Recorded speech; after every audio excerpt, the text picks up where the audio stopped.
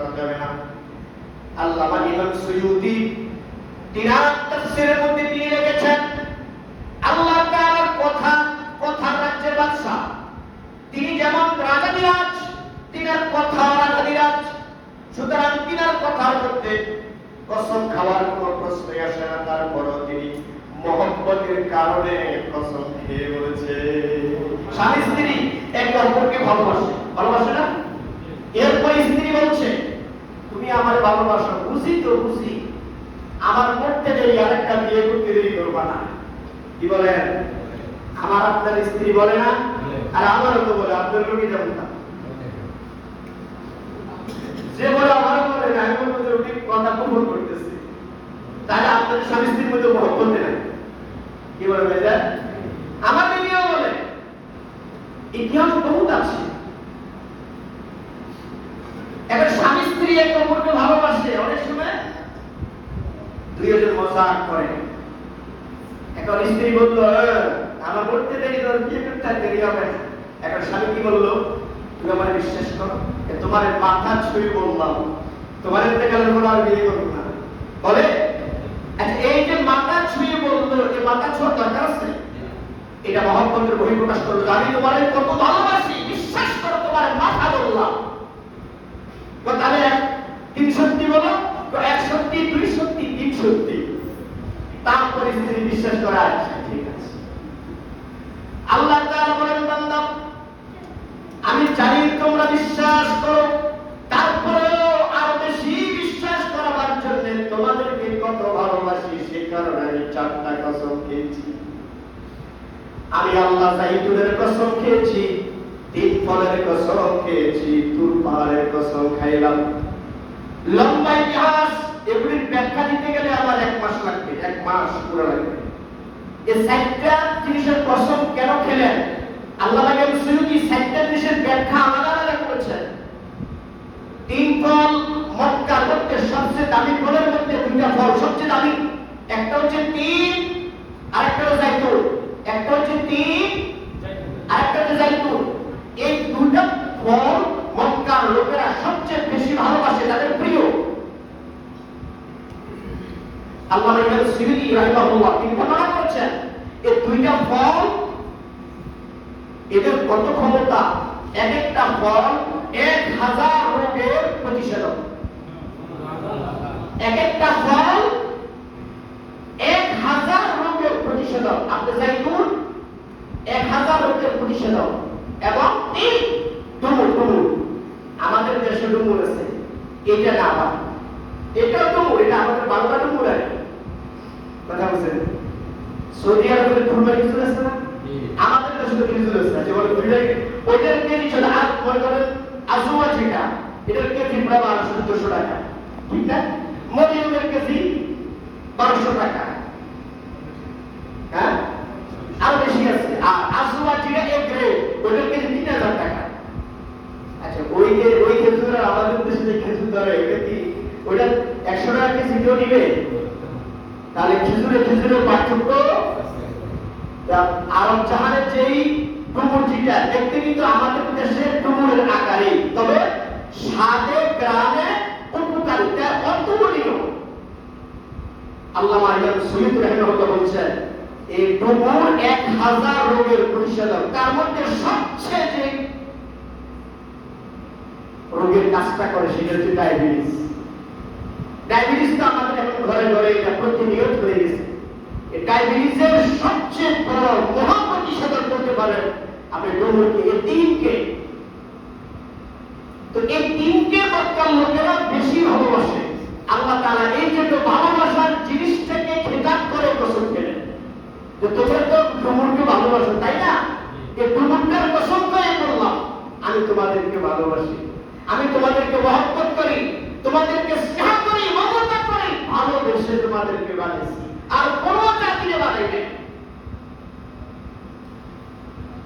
ভাই আমার, এই মহব্বত ভালোবাসা আল্লাহ তাআলা কসম খেয়ে প্রকাশ করা লাগে না। তারপরে তিনি জানেন ইনসান জাতি বিশ্বাস অবিশ্বাসের মধ্যকারে দোদুল্যমান, সে কারণে আল্লাহ তাআলা তাদের অন্তর থেকে সম্পূর্ণ সন্দেহকে সাফ করার জন্য কসম খেয়ে বলেন, বলেছেন, ও পৃথিবীর ইনসান জাতি শুনে রেখো, আমি 18,000 মাখলুকাত বানিয়েছি, কিন্তু কাউকে সৃষ্টির সেরা খেতাব দেই নাই। তোমরা হচ্ছে সফল মাখলুকাত, সৃষ্টির সেরা। শুধু সৃষ্টির সেরা আমার কাছে তোমরা সবচাইতে আমার প্রিয় মাখলুক। সুতরাং অন্যায় অপরাধ যা কিছু করো না কেন, মাফ মাফ মাফ, শুধু বলো রব্বানা যালামনা আনফুসানা ওয়া ইন লাম তাগফির লানা ওয়া তারহামনা লানাকুনান্না মিনাল খাসিরিন। আল্লাহ ইসু যত অপরাধ করে, তবে এই তাওবাটা ইখলাস দিয়ে করতে হবে। তুবু ইলাল্লাহি তাওবাতান নাসুহা। যদি আপনি ইখলাস পূর্ণ হৃদয় নিয়ে তাওবা করেন, আল্লাহ তাআলা বলেন, ও বান্দা তুমি তাওবা করতে দেরি, আমি আল্লাহ তোমার গুনাহ মাফ করতে এক মুহূর্ত দেরি করব না। কতটুকু সময় লাগবে যে আমার বান্দা হাত তুলতে দেরি, আমার ক্ষমা করতে দেরি হবে না। শুধু ক্ষমা নয়, তুমি যে 60 বছর অন্যায় করেছো, অপরাধ করেছো, ওই অপরাধগুলিকে আমি আল্লাহ নেক বানাইয়া দিব। 60 বছর তুমি অন্যায় করো নাই, তুমি নেক করেছো, সারা রাত ইবাদত করেছো, সারা দিন রোজা রেখেছো, জিহাদের ময়দানে জিহাদ করেছো, ওই সওয়াব শুনতে তোমাকে আমি দিয়ে দেব। তাহলে তাওবা পাওয়ার মতো হচ্ছে যদি তাওবাতান নাসুহা হয়। আর এখন তওবা করলাম, একটু পরে ভেঙে ফেললাম, আমরা এখন করি তো এই তওবা করছি, আল্লাহ জীবনে কাজ করতাম না, মসজিদ থেকে বের হয়ে শুরু করে দিই, এরকম তাওবা আপনি শতবার করে লাভ হবে না। এই জন্য কবি বলেছেন, বাজ আ হারাছে হস্তি, বাজ আ সদরবারে আগার তওবা শিকস্তি, বাজ আ ফিরে আসো। কবি রাখতে বলেছেন, ফিরে আসো ও পৃথিবীর মানুষ, ফিরে আসো ও গুনাহগারের দলেরা, ফিরে আসো। তুমি একবার অন্যায় করেছো, দুইবার করেছো, 100 বার করেছো, 100 বার তওবা করেছো, আবার তওবা ভেঙে ফেলেছো, তারপরেও ভয় আল্লাহ তার কোরআন কারিমে বলেছেন, তওবা করেছো 80 বছর পর্যন্ত, আবার ভেঙে ফেলেছো, আবার পূর্বের পথে চলে গেছো, তারপরেও ভয় পেও না। আমার আল্লাহ কোরআন কারিমে কত সুন্দর করে বান্দারা ডাকিয়ে বলেছেন, ইয়া ইবাদিয়াল্লাযীনা আসরাফু আলা আনফুসিহিম লা তাকনাতু মির রাহমাতিল্লাহ। হাবিব আপনি বলুন, যত অন্যায় করুন, অন্যায় করতে করতে যদি তারা তার পরিবার আমার আরশ পরিবার অন্যায় করে, তারপরে ওদেরকে বলেন আমার রহমতের চাদর থেকে যাতে বেরিয়ে না যায়, সুবহানাল্লাহ। ওরা তারপরেও যাতে আমার রহমতের ভিতরে থাকে, কারণ তাদের গুনাহ যদি প্রথম আকার ছেড়ে যায়, আমার রহমত তাদের জন্য দ্বিতীয় আকার ছেড়ে আসে। তাদের গুনাহ যদি দ্বিতীয় আকাশ পর্যন্ত পৌঁছে যায়, আমার রহমত তার জন্য তৃতীয় আকাশে আছে। তাদের গুনাহ যদি তৃতীয় আকাশ ছেড়ে যায়, আমার রহমত তার জন্য চতুর্থ আকাশে আছে। অমনি ও যতই গুনাহ করুক, আমার রহমতের চাইতে তার গুনাহের ওজন বেশি হবে না। তারপরেও যেন সে আমার ভুলে না যায়, কারণ ও তো আমার আদরের বান্দা। সন্তান যত অন্যায় করে, যত অপরাধ করে, দেখবেন প্রথম রাগে সাথে অনেক তেজ্য করবো, এই ধরনের প্রায় চেষ্টা কিরাম করে ফাইল করবো। জন্তুসের 5 দিন ছেলে ঘরে আসে না, আহা কোথায় যাচ্ছে, এখন পালপিটিশন শুরু হয়ে গেছে, রাতে ঘুম আসে না, মাঝে এমন করছে কিনে না, কাল গেলে গিরাই গেলে বিয়ে করবেন, সেই করবেন, ওর 3 দিন রাতে যদি আপনার ঘুম আসে না, তার কারণ বাবা এটা একটা ধমক দিয়ে পায়, বুঝলেন না, সন্তানকে ভালো করার জন্য। তা আল্লাহ তাআলা তো কোরআনে ধমক দিচ্ছে, যদি আমার কথা ভালো করে না শোনো, ইন্না বাতশা রাব্বিকা লাশাদীদ, তোদের জন্য শক্ত লাঠি বানাইছি, পিটাইয়া গিরামোড়া সব করে ফাইল করে ফেলবো। কি কয় না, আমি মানে বলছি এগুলো হচ্ছে আল্লাহ তাআলা আমাকে আপনাকে তার মাহবুব বানাবার জন্য আগে তিনি কথাগুলি বলেছেন। আমার কথা শুনবে না, নারুল্লাহিল মুগরাদা আল্লাতী আল্লাতী তাত্তালিউ আলাল আফিদা, আমি এমন জাহান্নামে ছাড়বো যে জাহান্নামের আগুন শরীরের এক প্রান্ত থেকে পুরো দেহ কলিজা শুনতে চলে নষ্ট হয়ে যাবে। দেখেন এই যে ধমক, এই ভয়টা গেছে কেন? এটা আদরের ভয়। আল্লাহ নবী সুইদি বলছে আল্লাহু আকবার, আল্লাহ কি প্রেম, কি মহব্বত, কি ভালোবাসা। দেখেন পৃথিবীর সব মানুষকে জাহান্নাম থেকে মুক্তি দেওয়ার পরে আর একটা লোক বাকি থাকবে। ওই লোকটা কিছুক্ষণ পর চিৎকার করে ডাক দিবে আল্লাহ। আল্লাহ তাআলা বলবেন এই তুই আমার ডাকস কেন? কোন এমনি ডাক দিছি তো কেন? তুই এটা আমার ডাকস নাই। হুজুররা বলছে শুনছি তোমার নাম, তোমার একটা নাম আছে আল্লাহ, এই নামটা বলে তোমার অত্যন্ত প্রিয়, তোমার ইসমে জাত, এটা তুমি ডাক দিলে নাকি তুমি ঠিক থাকতে পারো না? পারে? হ্যাঁ আল্লাহ, এই শব্দটা আল্লাহর কাছে এত মহাব্বত, এত প্রিয়। আপনি বিপদে আপদে মুসিবতে পড়ে আকাশের দিকে হাই তুলে শুধু আল্লাহ বলে একটা ডাক দিবেন, আপনার সমস্যার সমাধান হয়ে গেছে মনে করতে। এই ডাকটা আল্লাহর কাছে এত প্রিয়। এখন এই গুনাহগার সবাই জান্নাত চলে গেছে, জাহান্নাম থেকে মুক্ত, কিন্তু ও মুক্ত হয় নাই, ও চিরকালের জন্য জাহান্নামী। আল্লাহ পাক বললেন তুই তো আমার বিশ্বাস করিস না, আমার থাকতেছ আমি জানি। হুজুররা বলছে ওই সময় বিশ্বাস করে এখন করছি, এই নামটা বলে তোমার অনেক প্রিয়। তো কি হয়েছে? কোনে নেবো না আজকে চিল্লেস না, যেমন আসিস তোলাবে না। আল্লাহ তাআলা আবার পর্দা ফেলবেন, ও আবার চিৎকার করবে আল্লাহ। আল্লাহ তাআলা আবার পর্দা খুলে বলবেন আবার চিৎকার দিলেন, ওটা এমনি কেন? হুজুররা তো বলছে এই ডাক দিয়ে নাম দিলে, এই নাম ধরে ডাক দিলে নাকি তুমি ঠিক থাকতে পারো না। বলে হ্যাঁ ঠিক আছে, তো কি হয়েছে? ওটা এমনি হচ্ছে। আল্লাহ তাআলা আবার পর্দা ফেলে দিলেন, সেই গুনাহগার বান্দা আবার আল্লাহ তিনবার ডাক দেওয়ার পর আবার আল্লাহ বলবেন তুই তিনবার ডাক দিবি, আমারে বারবার বলেছি আর ডাক দিবি না, তারপরও কেন ডাক দিবি? বলে আমি জানি আমি আপনার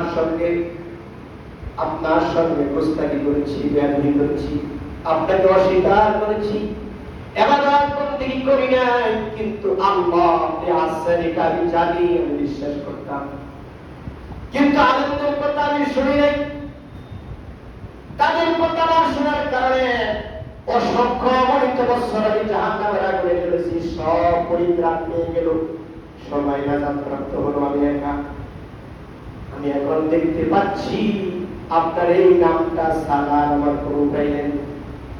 আল্লাহ পাক বলেন তাহলে কেন ডাকিস? বলে আমি এই জন্য ডেকেছি, আমি জানি আপনার রহমত, আপনার হৃদয় ভরপুর, আপনি পাহাড় পরিমাণ গুনাহ করলে অপরাধীকে মাফ করে দেন। আপনার একটা নাম আছে গফফার, ওইটা আমি জানতাম। আল্লাহ পাক বলেন হ্যাঁ আমার নাম গফফার আছে, তাহলে তোর সমস্যা কি? বলে আমার সমস্যা হলো আমি আল্লাহ বলে ডাক দিই, যদি আমার আল্লাহ মায়া হয়ে যায় গফফার নামটা ধারণ করে আমারে মাফ করে দেওয়া যায়। আল্লাহ পাক বলেন হ্যাঁ দেওয়া যায়। এই যে তুই বললি আমি আল্লাহ শব্দকে এত ভালোবাসি, এটা আমার ইস্তেজাত, আমার জাতি নাম, আর বাকি যত নাম আছে সেগুলো আমার সিফাতি নাম। ওইগুলো আমার জাতি নাম না। রহমান, রহিম, গফফার, সত্তার, জব্বার, ওয়াহাব, কাহার, এগুলো আল্লাহ সিফাতি নাম, জাতি নাম না। কিন্তু এই জাতি নাম দিয়ে আল্লাহকে ডাক দিয়ে আল্লাহ পাক বলে বান্দা তুই যত অপরাধ করেছিস আমি আল্লাহ তোরে ক্ষমা করতে প্রস্তুত। আল্লাহ পাক বলবেন তাহলে বুঝতে পেরেছিস আমি আল্লাহ তাআলা এত মায়া এত মহব্বত অন্তরে রাখি আমার বান্দার জন্য। আজকে যেহেতু তুই আমার কাছে নতি স্বীকার করলি, আমার গফফার নামের খাতিরে ক্ষমা প্রার্থনা করলি, যা যা তোকে আমি কেন জাহান্নামের মধ্যে দগ্ধ করবো, তোরেও ক্ষমা করে দিলাম। আল্লাহ হাবিব বলেছে একটা জাহান্নামে ঈমানওয়ালা, শুধু ঈমান আছে, একটা উম্মত জাহান্নামে থাকবে না। আল্লাহ সবাইকে জান্নাত দেবে, একদিন আগে অথবা একদিন পরে। যার যে পাপ আছে সেগুলি আল্লাহ তাআলা শাস্তি দেওয়ার পরে তাকে জান্নাত দিয়ে দিবে। তবে প্রশ্ন হলো, শাস্তি ভোগ করার মতো সেই শরীর, সেই মানসিক শক্তি আমাদের আছে? পারবে? বাড়িতে গিয়ে জিজ্ঞেস করি, একটা মোমবাতি জ্বালাইয়া আগুনটা 10 সেকেন্ড রাখিয়ে, 3 সেকেন্ড রাখিয়ে, বেশি না, পারবে? তাহলে অনন্ত অসীম জাহান্নামে রাখবেন, কেমনে থাকবেন? সেই জন্য অনুরোধ করবো, আল্লাহর দোহাই, আল্লাহ আমাদেরকে বানিয়েছেন তার মদতের জন্য, একটা মাকসাদ আছে কিনা। আর এটাকে পেতে হলে রাস্তা একটা, লাকাদ কানা লাকুম ফি রাসূলিল্লাহি উসওয়াতুন হাসানাহ। মুহাম্মদ সাল্লাল্লাহু আলাইহি মধ্যেই আমাদের জন্য সর্বোত্তম আদর্শ আল্লাহ দিয়েছেন। সেই আদর্শ মাফিক আমাদেরকে চলতে হবে। যদি চলতে পারি, আমাদের ভুল ত্রুটি যা আছে তিনি সব মাফ করে দিবেন। তিনি ওয়াদা করেছেন, রাসূলের আদর্শ মতে চললে পাহাড় পরিমাণ গুনাহ থাকলেও সেটা তিনি মাফ। আল্লাহ আমাদের প্রত্যেককে সংক্ষিপ্ত কথা এখন আয়াতের আমি তাফসীরের কাছেও যেতে পারি, মাত্র শুরু। আল্লাহ তাআলা যদি তৌফিক দান করেন তখন ইনশাআল্লাহ তার পরবর্তী আলোচনা করব। হাযা মা ইনদি ওয়াল ইলমু ইনদাল্লাহ আলাইহি তাওয়াক্কালতু ওয়া ইলাইহি উনীব। যারা কবরের উপরে বিচার রাখা, কবরের উপরে